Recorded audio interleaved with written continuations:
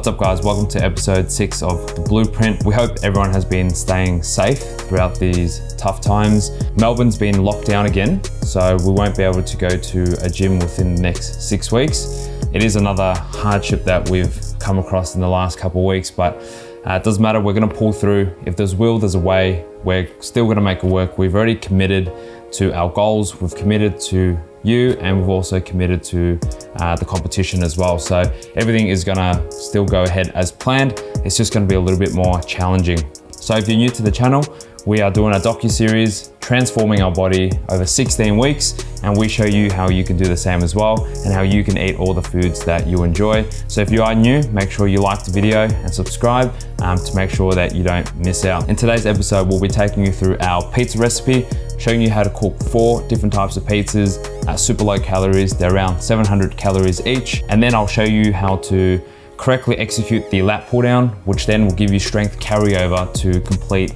pull-ups. And then as an example, I'll take you through one of our pull workouts as well. And at the end of the episode, we'll be talking about motivation, trading through tough times. That includes losing muscle or losing gains in deficit or coming back from some time off. And it's especially valid now during lockdown and periods of quarantine when we're not able to train. So I'll walk you through everything in terms of the mentality aspect and what you can do to make sure you don't lose your gains or be able to make gains throughout these periods. So sit back, enjoy, relax, and I'll see you at the end of the episode. So today I'll be taking you through the lat pull down, and the lat pull down, understanding the mechanics of the lat pull down is actually gonna help with your pull up. Even though the relationship between a pull-up and a lat pull-down isn't one-to-one, there is strength and synaptic carryover. So once you master the technique on the lat pull-down, it'll be a lot easier for you to do the pull-ups. The lat pull-down is actually a really common exercise, but it's also a very common one for people to get incorrect and do improper technique. And what that means is you're not getting the most out of the exercise. As long as you're doing the pull-down, you're gonna be putting some metabolic stress on your muscles either way, but there are more efficient ways for you to get the most out of your exercise. So before we break down the movement, we need to understand that for all training movements, there is a stretch and a squeeze. You need to apply a metabolic stress to the muscle in its lengthened and its shortened position, right? So just come over here. What we'll first look at is the grip, right? Where do we hold the bar? Typically, the best place for you to hold the bar will be shoulder width, because if we hold it wide, you can see he doesn't have much range of motion. So go to the top and then go down. So his range of motion in terms of the work done is that weight times 20 centimeters. So you're not getting the full stretch and the full contraction. Now, can you hold it shoulder width? Watch what happens when he holds it shoulder width. He starts up here and go down. So now the work done is almost double. So you've just doubled your range of motion. You're putting your muscles in a position where it's fully stretched, and squeeze when it's fully flexed as well. Mental cues when you're doing this to make sure you're getting the most lat activation is the first motion. Can you activate your lower back and your erectors? Yeah, and just do 10 of those. So that is the first motion you should be doing before any pull-up. You're actually hyper-extending your back, you're flexing your erectors, and what you're also doing is putting your chest in a position where you're now incorporating all the rolling muscles in your back. So you're not only pulling vertically, but because you've hyper-extended your back, you've now put yourself in an advantageous position to pull horizontally as well. So you're recruiting more muscle fibers in your back, not just training it in one plane of motion. So now that we've got our starting stance, we know what the range of motion looks like and what our starting position is. Let's think about what we mentioned before, putting the load in a stretched position and in a contracted position. We already know what a contracted position looks like. Can you hold it at the bottom? Just hold it. So that's the contracted position. So at this point, you should be flexing his erectors, hyperextending his back and squeezing his shoulder blades together and getting the bar under his chin. Now go up and just don't lean forward, just go up. So as he goes up, go up, go up. As he goes up, he reaches a position where now his arms are straight, but his lats isn't getting the most stretch. So lean forward. Now his back is getting a full stretch. There's a straight line with his arms and his lat. So now in terms of the plane of resistance, he's getting full stretch at a peak resistance, okay? Now, so this is gonna have to be the starting position, and the finishing position is gonna be there. So you notice that there is a slight deviation in his angle of his body, and that's perfectly normal. The most important part is to not generate momentum using your erectors, but using your erectors to put yourself into that position. So you're in a position where you can pull, you control on the way back, and then you stretch forward. So part of the lat pull down, there's actually two parts of the movement, and the habit or your intuition would be to generate momentum. So start swinging, so generate momentum with your back. What happens when you generate momentum with your back is you're using your erectors to start the movement. There's no tension in your lats. You catch the weight with your arms halfway through, and then you end up squeezing for the last portion of the movement. So out of a whole movement, your back is only getting maybe 1/3 of the work done, as opposed to doing it nice and slow, control. So he will lean back, pull, stretch before he leans forward, and he finishes off the movement leaning forward. And that, guys, is how you correctly do the lat pull down. And that will also translate and carry over to the pull up as well. So just going through my mental cues during this set, I'm focusing on contracting my lats at the bottom, squeezing my shoulder blades together, and pausing to accentuate the contraction of the lats, then slowly releasing the tension in my lats to ascend the bar, focusing on feeling the stretch and the burn in the lats. Once I'm at the top, smooth tempo, descending the bar, executing the same muscles that I have stretched. You can pull fast midway through the motion while maintaining good form, as long as you hold it at the peak contraction to control the weight. And the most important thing when I'm doing this is really focusing on keeping my shoulder blades down, because the temptation will be to raise your shoulder blades and shrug as you're doing the negative. You can see the technique for the pull-ups is heavily relatable to the lat pull-down, despite being different exercises. Mastering the pull-down will only help with your pull-ups. Correct technique drives progress faster than brute strength with poor form. Just like pull-downs, the rep is completed when the lats are fully stretched from a dead hang. My back is hyperextended with the chest facing upward before executing the pulling motion. Starting the reps from a dead hang makes the exercise much more difficult.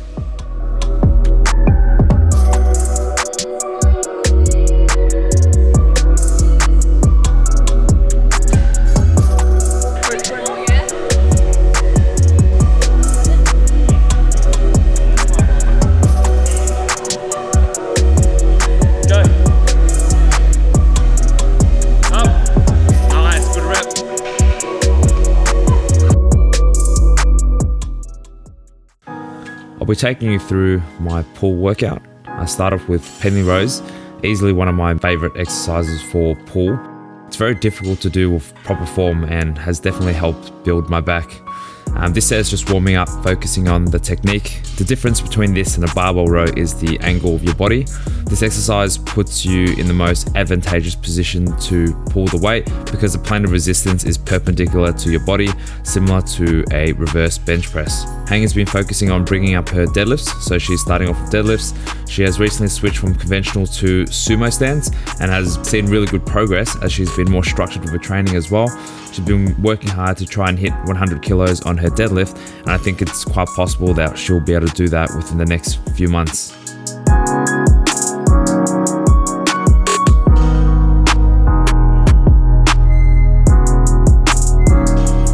Jeremy is still rehabilitating his back, so this is considered a light workout for him.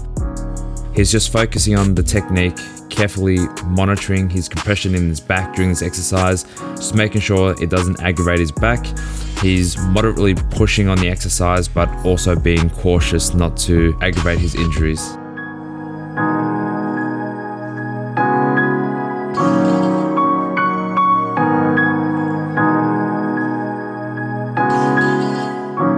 This is my first working set of penny rows. 70 to 75 kilos is probably the heaviest I can do without sacrificing form.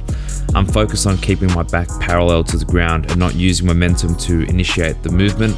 The angle of my back does change slightly, which I'm consciously trying to control, but I think I subconsciously do it midway through the movement to complete the exercise. It's better than using momentum to initiate the movement.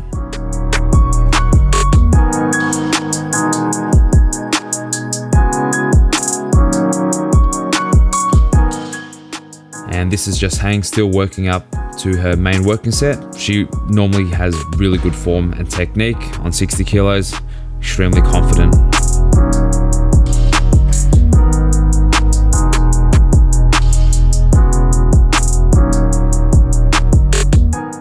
This is a set of 80 kilos on the rows for me, and as you can see, the form starts to suffer after the first few reps.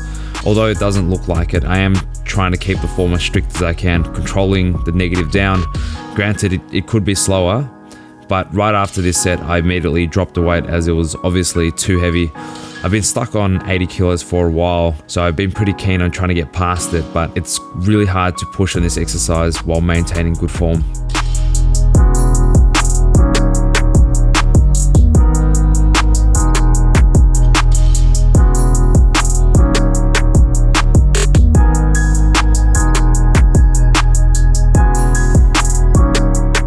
This was Hang's top set of 80 kilos. She definitely has the strength, but as you can see after the first rep, doubt fills her mind and she says she's not going up on the next set. And after the second rep, she hesitated and it filled her mind with doubt. She went to pull and within 1 second broke. I knew the strength was there and she just needed to commit to the rep. So I told her try again and mentally push through, and she tried again and surprise, it went up just like butter. Next we moved on to lat pulldowns, which you have just watched the in-depth tutorial on how to master the technique. This was actually my first time teaching Jeremy the technique and he's picked it up very quickly.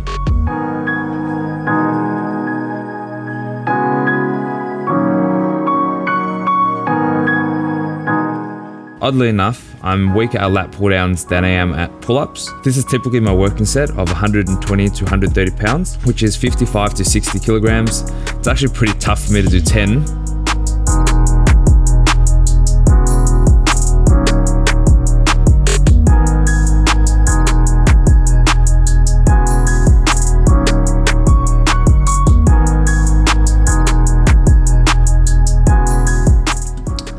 This was my last set and I don't think I've completed the 10 reps, so I went down to about 60% of the weight and did as many as I could without sacrificing form.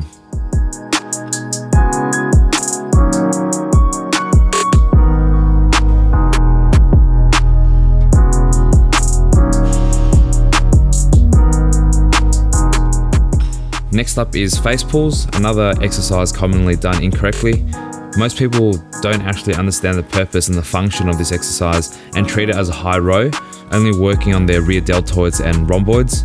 Face pulls is actually a really good exercise to train your rotator cuffs, which are the stabilizing muscles in your shoulders. Overall, a very good exercise for your shoulder health. It is the antagonistic movement to pressing movements like the bench press. The most important part of this exercise is the external rotation of your shoulders.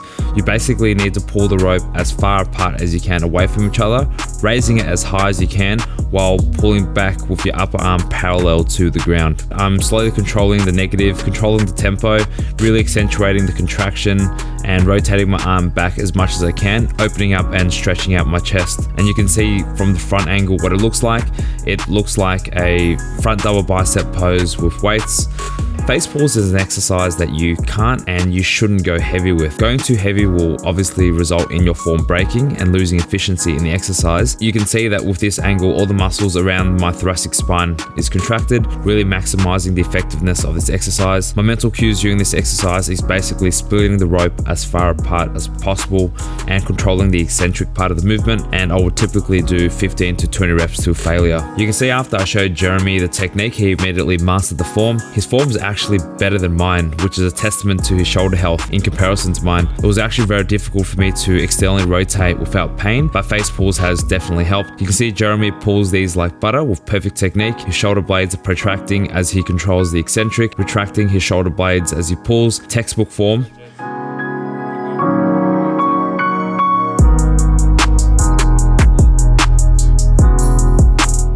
Hang's form is actually very good as well. We forgot to film her back while doing this exercise, otherwise you would see Hang has built a very impressive back, and face pulls being one of the staple movements. Having good shoulder health and training the antagonistic muscles to your pressing movements is key to having a well-balanced physique.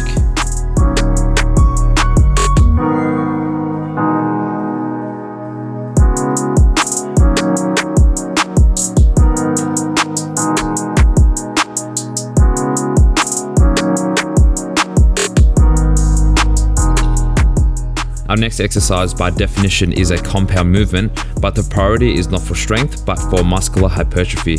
So I categorize this one as an accessory movement. It's basically a low row using a cable machine, and I like doing this cable row as I get the full stretch of my lats by dynamically changing my body's angle. You can see that at the bottom of the movement, my body is almost in a straight line with the plane of resistance, and I'm contracting at the top, elevating the angle of my body and getting the full contraction, so the plane of resistance is now perpendicular. That means I'm getting a constant resistance curve throughout the whole movement. Jeremy was learning this exercise and he hadn't done it before, and after deadlifts it was actually quite challenging for him because his lower back was toast at this point, but you can see that he's kept to good form and he actually ended up quite enjoying the exercise.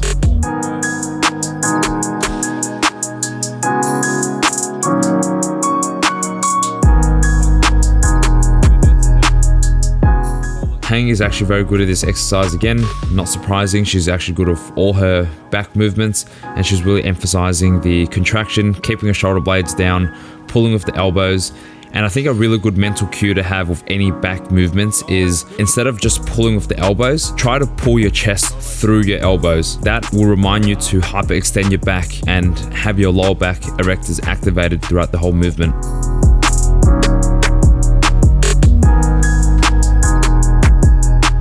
Our last accessory is bicep curls. During this exercise, I really focus on the eccentric part of the movement and really feeling the stretch in the biceps. It's important to note that your biceps is also responsible for shoulder flexion, which is when your elbows go in front of your body. So I like to complete my bicep curl with an accentuated shoulder flexion, keeping my elbow forward as I control the weight down. Having your elbows forward makes the exercise much more challenging. When you increase the distance that the weight is from your body, you're increasing the moment arm, making the exercise more challenging. Typically at the bottom of the movement, when the weight is hanging from your arm, there is zero tension in your biceps as the plane of resistance is in line with your body. With your elbows forward, you've added resistance to the bottom of the movement because the weight is now away from your body, creating a moment arm, allowing your biceps to have a load applied at the fully lengthened position, again maximizing the effectiveness of the exercise. And like with all the other exercises today, no momentum and swinging, making sure we're controlling the weight throughout the whole movement in both the concentric and the eccentric parts of the exercise.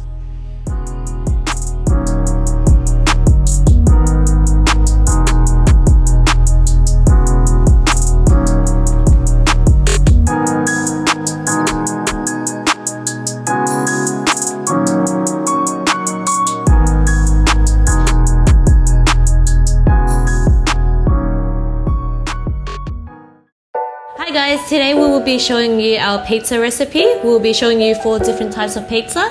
One is cheeseburger, one is barbecue chicken, one is seafood, and the last one is supreme. So here we have our pizza base, and here is some mozzarella cheese and cheese slices, barbecue sauce, tomato paste, mince, smoked salmon, chicken breast, some tomatoes, some veggies, capsicum, onions, spring onions, mushrooms, and we got prawns. We have 4 pizza bases, and each pizza is 350 calories. To get started, we'll cook our meats first because that takes a while to cook. After that, we can start doing our toppings, build our pizza, and then put it in our oven, and then they'll all cook.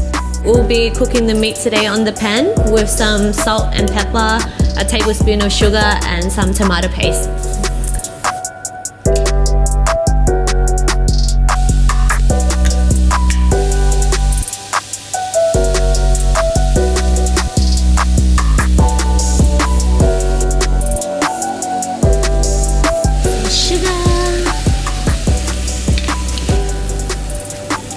We didn't put too much in here today. We only put the tomato paste and the sugar to sweeten it a little bit, and we'll be using this meat for our supreme and our cheeseburger pizza.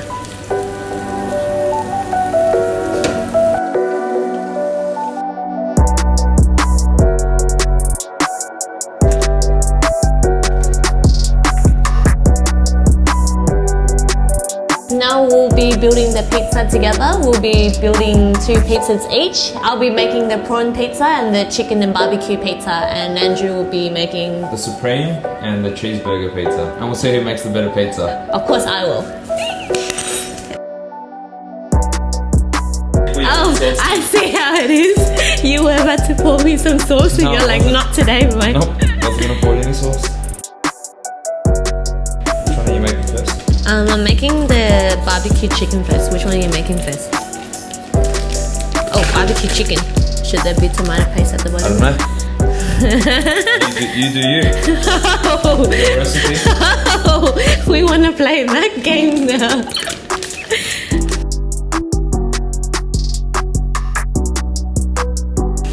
You are now attached to me. You are attached to me. Phone's in my pocket. But it's attached to my phone first. No, it's my phone actually. But mine was the first connection. No, you're attached to me. No. Anyways, back. As I was saying, I'm separating my cheese into two parts. So one at the bottom of you, and one will be on top. So hold my pizza for you. Yeah, and it'll burn. Oh, would it? I don't know, it's your pizza.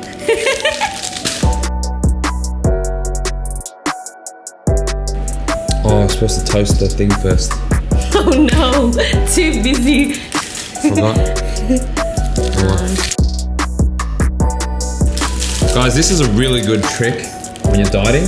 These are 97% fat-free cheese slices, and the macros in it basically is just 4 protein, 2 carbs. It's 25 calories a slice. It's ridiculous. You can have as many as you want of this and not have to worry about getting fat. It's pretty much just protein slices. My pizza's already looking. Barbecue cheeseburger is donezo. I'm almost done too.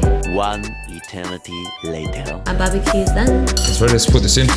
So now it's ready to be put in the fridge. Not fridge. Put in the fridge. Yeah, alright. Guys, I'll be chucking my pizza into the oven as we like it nice and hot and crispy. So let's go.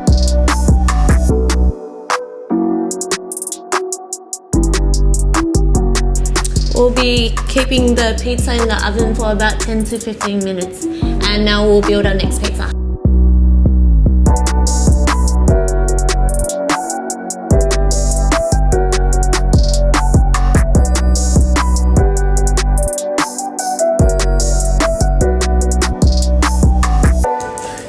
Donezo. Quick.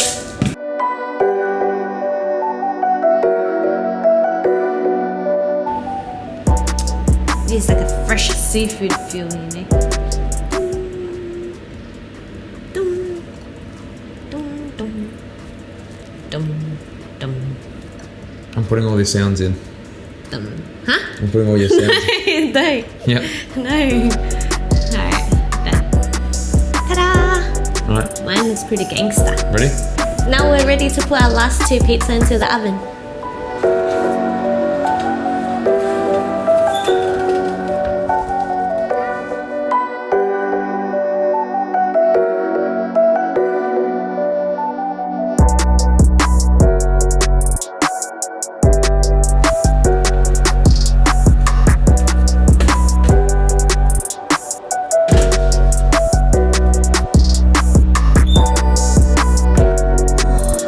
For the seafood pizza, we'll be putting on the smoked salmon after it comes out of the oven, that way when cook the salmon.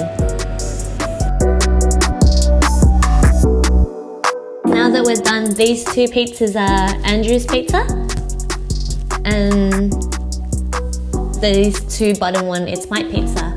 Let us know below which one you guys think is better. Pick my one. Garlic prawn! Garlic prawn! Garlic Easy. prawn! Oh, it's not even garlic prawn. Oops.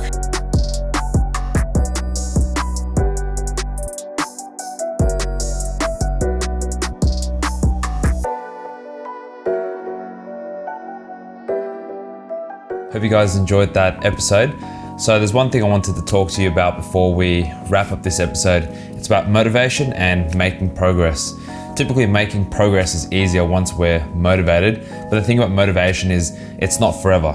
Motivation dies out. Even on our series, we're all about positivity, but we don't always experience it. We go through periods of negativity, doubt, and periods when we're not motivated as well. The last week that we took off from making this series gave us a break to kind of reset, realign our focus, and come back even better than before, but even before that, it was a lot of work, and to a point the episodes even got daunting to do because there was such a big project behind each episode, a lot of planning, and it eventually started to stack up and we needed to take a break. And the same thing can be said about gym. And I've said this before, your rest days should be used as a tool. So we used a rest week as a tool to make sure that we came back better and stronger.